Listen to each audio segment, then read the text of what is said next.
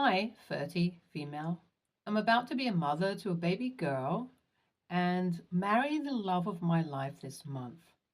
Everything was going great till I finally decided to put my foot down and end things with my selfish family. I lost my mother to cancer at the age of 5. My father married my stepmother when I was around 10.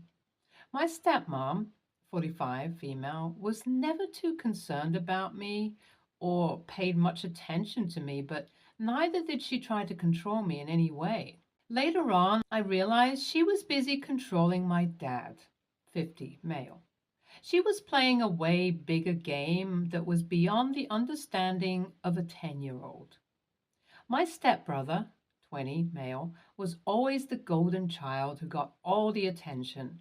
It started with forgotten birthdays and school plays and went to the point where my parents didn't even know which grade I was in. I was just existing in their house, and honestly, till a certain point, I didn't have a problem with that because I like being on my own. Although sometimes I wish my dad would pay more attention to me and be more loving like he used to before he started dating my stepmom.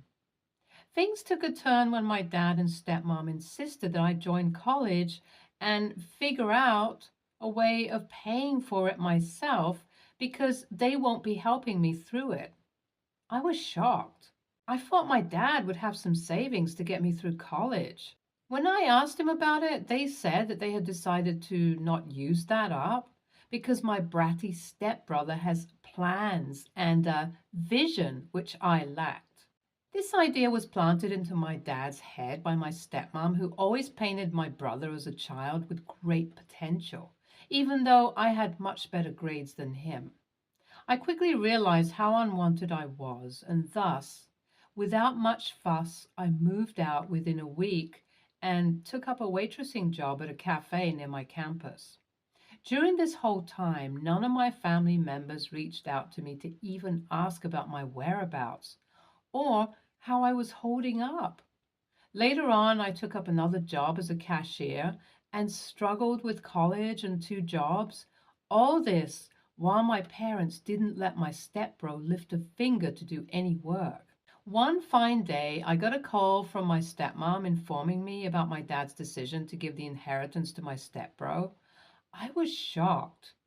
They gave me only 5 grand and everything else, including the house, to my brother because he needed it more than I did. That was probably the most illogical thing I have heard in my entire life. I was the one who was living on my own, had to pay my tuition, and had to juggle 2 jobs, but who cares, right? I'm not the golden child. I didn't have enough money to engage a lawyer or file a case, so I vowed to never speak to my family again. Meanwhile, I met Richard, 32, male, not real name, my fiance, while working as a waitress in that cafe. I would like to point out here that unlike me, Richard has a great connection with his family. He was trying to be an entrepreneur when we met, and within a few months of dating, he got the funding and now owns a successful business. When I became pregnant, Richard's family were wonderful to me. His mom would come over with groceries while his dad or brother would take me to the doctor for checkups. Richard had to work hard during this time because his business was just taking off, and whenever he got some time off, he would always try to make things more comfortable for me. He asked me to move in with him. That way, it would be easier for him to be more present during the pregnancy. I was touched. Nobody had cared for me that much since I lost my mother. I remember crying and telling him how much I loved him. Soon we decided to get married before welcoming our baby girl into the world. I asked my fiance's younger brother to be my daughter's godfather, and obviously, he was my husband's best man. For the first time in a really long time, I looked forward to the future. One day, I got a call from my stepbrother. He told me that he found out I was about to get married to Richard through social media and slowly started questioning me more and more about my fiance's business ventures. and congratulated me and asked me when I would be introducing my fiance to him. I was taken aback and asked him directly what was he going on about. He pretended to be offended and played the family card and how he wanted to be around my daughter while discussing funding with my fiance for his startup idea. He said that he was looking forward to be my daughter's godfather. I understood what he was after and dropped the bomb. He wasn't going to be the godfather, and neither did we want him around. My baby will have enough love from my husband's family and me, and before he could utter one word, I cut the call. The next day, I received a call from my dad. He was furious. He accused me of being selfish and forgot what the family had done for me. I pointed out that they didn't even give me an equal share of the inheritance or pay for my college. He said, "I can't believe you have held this against your little brother. We are family. You need us. We should help each other." I almost laughed. Before cutting the call, I let him know that not only is my stepbrother not my daughter's godfather, but also that they are all not invited to the wedding. I don't know what to feel or how to move forward. Should I have been nicer to my dad and tried to explain everything to him? AITA? Update 1. My stepbrother reached out to my fiance through social media and spewed a bunch of lies about how I was marrying him for his money and how I have always been like this. He even went to the extent of showing my fiance fake screenshots of me chatting with my ex where I am asking him for money. I have never done that. I have always been very self-righteous and worked 2 jobs to pay through everything. Luxury was never on the cards. He told Richard that he deserved better than some broke chick. My fiance pointed out to him that we started dating when he was only starting and not rich at all, and put him in his place by saying that the broke chick he was referring to was his future wife, and thus should be addressed with basic human decency. My fiance was well aware of the situation in my family. I feel weird when I think what would have happened had I not come clean to Richard in the beginning itself. Richard blocked him on social media. My wedding is next week. I can't wait to marry the love of my life. I hope my bratty stepbrother doesn't pull any stunt. Update 2. It has been a nightmare. My wedding day was around the corner. Like I told you guys in my last update, so I couldn't give you guys the deets. But here's what happened. Even though my family wasn't invited to the wedding, my dad and stepbrother turned up on the wedding day. My dad insisted on walking me down the aisle and started interacting with my husband's side of the family. He casually told my husband's brother that I had asked my stepbrother to be my daughter's godfather. That was an outright lie. I immediately called them out, and in turn, they started creating a scene where my dad started playing the victim, saying that he only wanted to walk his daughter down the aisle, as that's what my mother would have wanted. Yeah, right. She would have also wanted you to be a father to your only daughter, but obviously that part went right out the window. I'd had enough. I asked them to leave. They started abusing my husband's family, telling them that they had manipulated me to forsake my own family. I had to call security on them to escort them out. The rest of the ceremony was without trouble, but the spirit was, well, my big day was successfully ruined. Although the vows my husband read out were so sweet that my mood lifted at least to a certain level. Update 3. Hi, Reddit. We have welcomed our baby girl into this world. The child is healthy by God's grace. I have got no contact with my family, and they have not tried reaching out to us either. Being a new mother is hectic. Last week, we got a legal notice notifying me that my dad had changed the will and disinherited me completely. Well, I had seen that one coming, so it was not a surprise. It doesn't matter because now I have my husband and a job too, so it's all good. NTA, like, excuse me? Your family had it coming. LOL. How could your dad do that to you? I can only imagine how difficult it would have been. You did the right thing, girlie. Also, your husband is a gem of a man. Your husband's family is going to be there for your baby girl and you. I can already tell that they like you a lot. Thank God your baby will get the love of at least one set of grandparents. You did the right thing by not making your stepbrother your baby's godfather. He sounds like a bad influence.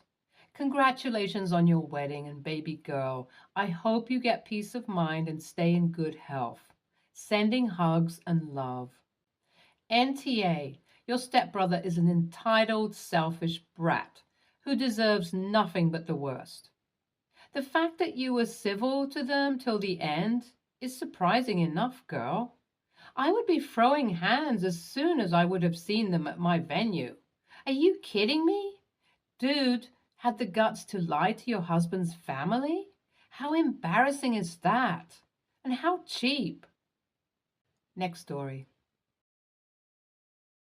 A little background. My husband and I, both 34, have two kids, Axel, 6, male, and daughter, Ashley, 10.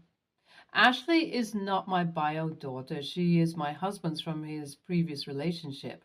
Her bio mother, Mina, unfortunately died on the day Ashley was born.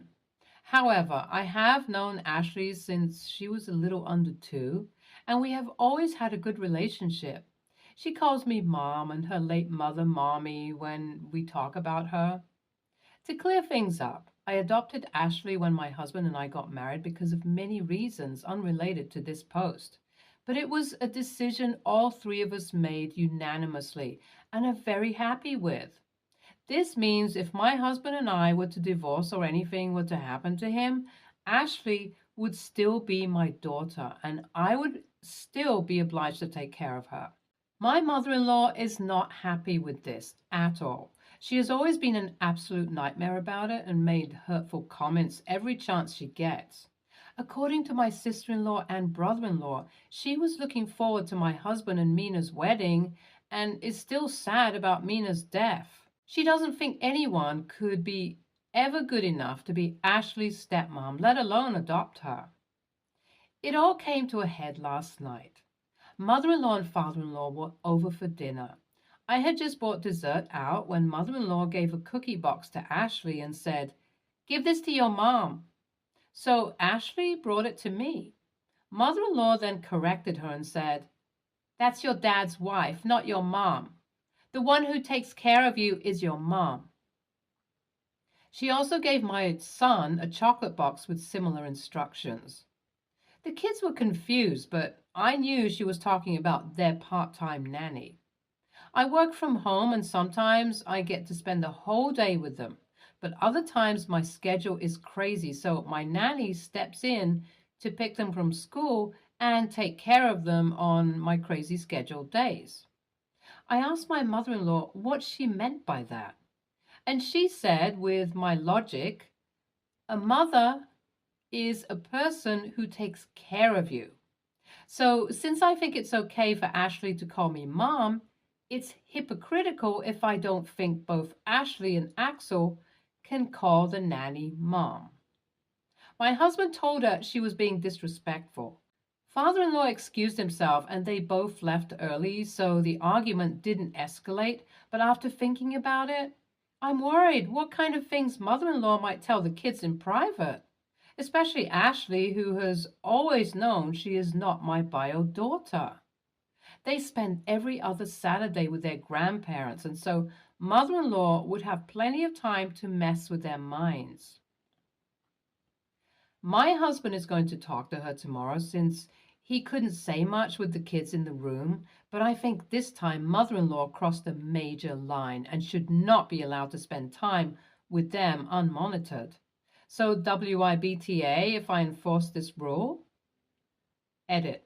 Father-in-law doesn't always agree with mother-in-law, but he never voices his opinion, so I don't think his presence counts as monitored. NTA whatsoever. Limit contact between mother-in-law and your kids. Zero contact even, because she has proven herself to be hateful in public. She'd be a lot worse in private. Her behavior is totally out of line. Encouraging the children to see the nanny as their mom is beyond bizarre and inappropriate. She's encouraging them not to see you as their mom, much less any sort of authority figure.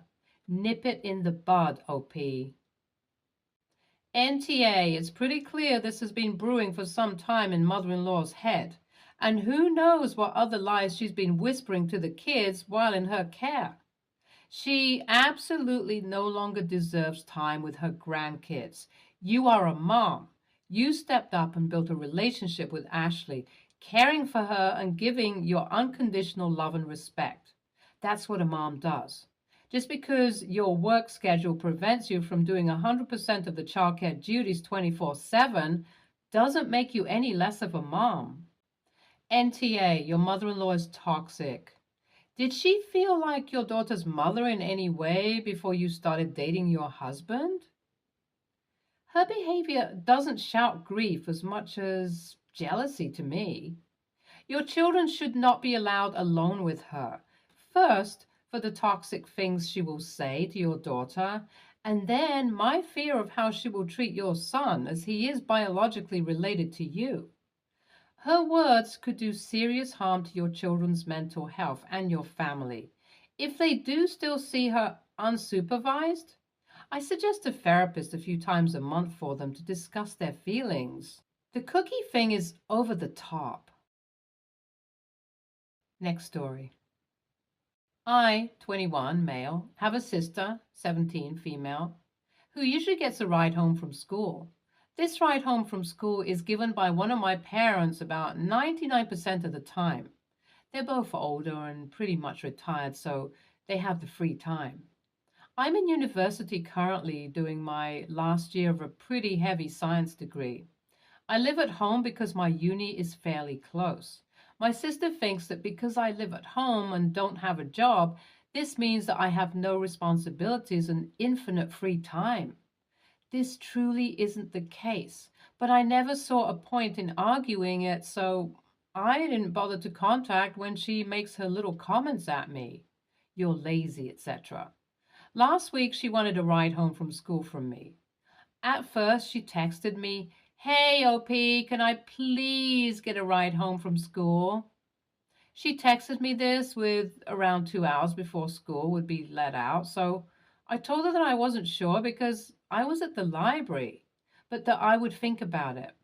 Around an hour later, she texted me again. "I really don't see why you can't give me a ride. It's not like you have any real obligations." I responded with basically the same thing, saying, "I'm not sure if I can." Finally, about a half hour before school let out, she said, "OP, it's literally freezing out. Don't be an ass and drive me home." I caved and left the library to drive her home. On the ride home, I commented that the weather was actually pretty nice, about 10 degrees Celsius with a bit of a drizzle. It's clear she took this as an insult or something because she responded with, "Oh my God, you're so freaking lazy. You don't even have a job. Stop freaking complaining and just drive." Something about this particular comment set me off, so I pulled over and told her to get out. I didn't yell, but when she protested, I said, "Get the frick out before I flip my shit." She walked home, and when she got home, she was bawling her eyes out. Later that night, my mom got mad at me. However, I responded by saying that it's literally a 5-minute drive and a 15-minute walk. It's not like I made her run a marathon or anything. So Reddit, AITA, premature edit. Just to remove any confusion, the walk home is 15 minutes in a suburban area. I walked home every day when I went to that school, but the family dynamic was different back then. NTA, I'll probably get downvoted, but oh well. My sister is like this too. She only talks to me when she wants something and can be a huge jerk pretty much always. It's not like you left her in the middle of nowhere at night. She's 17 and can walk 15 minutes through some neighborhoods. School is a lot of work. It's awesome you are able to live at home and focus on it. My degree is in a science related field, and those last few semesters are intense. Keep up the hard work and don't let her or anyone else get to you. NTA, the entitlement is strong with this one. 10 degrees Celsius is chilly, but it's nothing that a jacket or a good hoodie can't handle. Uni is full time. A full course load expects a full 40 hours a week of work. Between readings, lectures, tutorials, study assignments, you have a full time workload. When I was at uni, they literally told you in each course guide how much time it was expected you spent on the work each week. Tell your sister that. As far as she is now concerned, your education is your work. If you are working, you are unavailable. If you couldn't expect a reasonable boss to let you go, you are unavailable.